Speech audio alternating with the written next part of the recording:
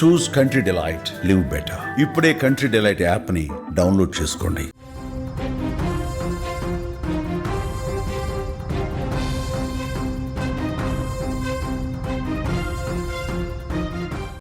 రంగారెడ్డి జిల్లాలో జరిగిన బస్సు ప్రమాద తీవ్ర విషాదాన్ని మిగిల్చినటువంటి సంఘటన తెలిసింది. ఈ యొక్క ప్రమాద ఘటన అనేక కుటుంబాలలో చిమ్మ చీకటిని కమ్మేసింది.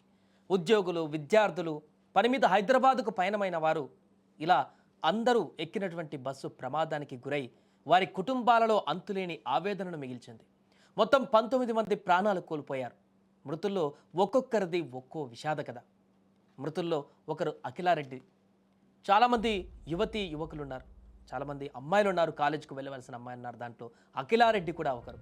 వికారాబాద్ నుంచి యాలాల మండలంలోని లక్ష్మీనారాయణపూర్ వ్యవసాయ కుటుంబంలో పుట్టింది ఈ యొక్క అమ్మాయి. నాగ్పూర్ బీఎస్సీ అగ్రికల్చర్ పూర్తి చేసింది. తర్వాత గచ్చిబౌలిలో ఐఐఆర్ఎం కాలేజీలో ఎంబీఏ చదువుతోంది.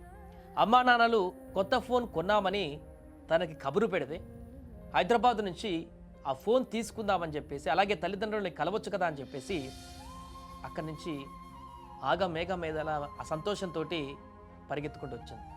ఇక నా కొత్త ఫోన్ అంటూ మురిసిపోయి శనివారం రోజు, ఆదివారం అక్కడ ఇంట్లో ఉండి శనివారం వచ్చినటువంటి ఆమె హైదరాబాద్ నుంచి ఇంటికి వచ్చేసి ఆ కొత్త ఫోన్ను చూసుకుంటూ తల్లిదండ్రులు, తమ్ముడితో ఆదివారం అంతా కూడా సంతోషంగా గడిపింది. ఆ నవ్వులు, ఆ సంతోషం ఎంత త్వరగా తీరిపోతాయేమోనని కూడా వారెవరికి తెలియదు. అప్పుడు సోమవారం ఉదయం కాలేజీలోకి వెళ్ళాలి, మళ్ళీ స్పోర్ట్స్ మీట్ కూడా ఉండడంతో ఖచ్చితంగా వెళ్లాల్సిందని చెప్పేసి కాలేజీకి బయలుదేరింది. తెల్లవారుజామునే కొత్త ఫోన్ను బ్యాగులో పెట్టుకుంది. అమ్మా నాన్నలకు చెప్పి సంతోషంగా హైదరాబాద్ నగరానికి బయలుదేరింది. ఆ ప్రయాణమే ఆమె చివరి ప్రయాణం అవుతుందని కూడా ఎవరు ఊహించలేదు. ఉదయం 5 గంటలకు హైదరాబాద్కు వెళ్ళడానికి తాండూరులో బస్ ఎక్కి ఆ ప్రమాదంలో కన్నుమూసింది. చేవెళ్ళ ఆసుపత్రికి వచ్చినటువంటి అఖిల తల్లి హృదయ విధారకరంగా రోధించింది. అఖిల, ఎక్కడికి పోయావు బిడ్డా? ఒక్కసారి కనపడు బిడ్డా, నన్ను కూడా నీతోని తీసుకుపో అని కన్నీరు పెట్టుకోవడం అక్కడ ఉన్నటువంటి వారందరిని కూడా కలిచివేసింది. ఆమె సోదరుడు కూడా కన్నీరు మున్నీరుగా విలపించాడు అక్కడికి వచ్చి.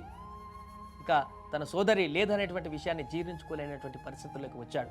ఒకసారి వారు ఏ రకంగా బాధపడ్డారో దానికి సంబంధించినటువంటి దృశ్యాలు కూడా ఉన్నాయి. వారి తల్లిదండ్రులు ఆవేదన వ్యక్తం చేసినటువంటి సందర్భం కూడా ఉంది. ఒకసారి అవి చూద్దాం.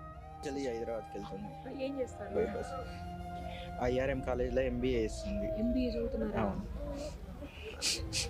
ఎలా అండి, అంటే ఆవిడ ఎందుకు వచ్చారు అసలు ఇంటికి? హాలిడేస్కి వచ్చారా? ఎట్లా? మా చెల్లి దగ్గర ఫోన్ లేకుండే, కొత్త ఫోన్ ఇప్పించాం, తీసుకుపోవడానికి వచ్చింది ఇంటికి. వీకెండ్ కదా, 2 days హాలిడేస్ ఉన్నాయని ఇంటికి వచ్చింది.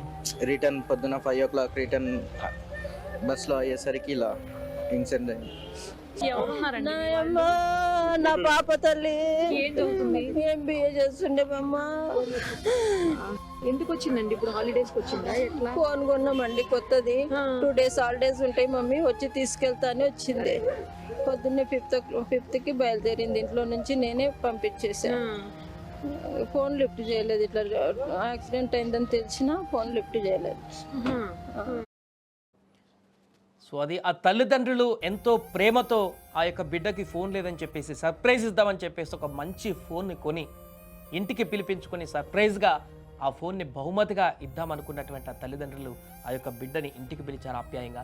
వీకెండ్లో ఒక పూట కూడా ఇంటికాడ ఉంటుంది, అందరితో కలిసిమెలిసి ఉంటుంది, అందరితో పాటు చాలా రోజుల తర్వాత చూసినట్టు కూడా ఉంటుంది కదా అని చెప్పేసి ఇంటికి పిలిపించుకున్నారు శనివారం. ఇక వచ్చిన తర్వాత అనుకున్నట్టుగానే తల్లిదండ్రులు సర్ప్రైజ్ ఇచ్చేశారు. ఆ ఫోన్ కొన్నటువంటి ఫోన్ని తన బిడ్డకి గిఫ్ట్గా ఇచ్చేశారు.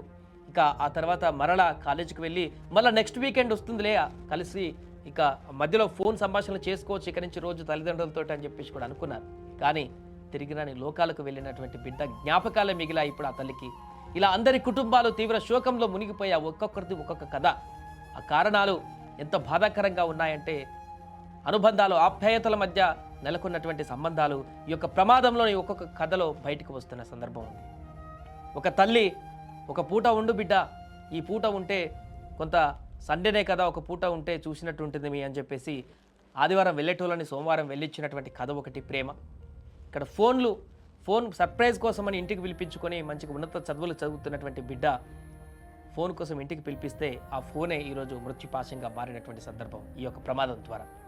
ఇంకొక కథలో వీకెండ్ రాగానే ఇంటికి వచ్చినటువంటి ఒక అమ్మాయిని మరలా వీకెండ్ అయిపోయిన తర్వాత హైదరాబాద్ చదువుకోవడానికి పంపించి అన్నీ ఇవే ఘటనలు. చాలామంది విద్యార్థినీలు చదువుకుంటున్నటువంటి విద్యార్థినీలే హైదరాబాద్కు వెళ్ళి మంచి ఒక పొజిషన్కి వెళ్ళవలసినటువంటి విద్యార్థినీలే ఈరోజు ఈ యొక్క ప్రమాదంలో అసువులు బాసారు.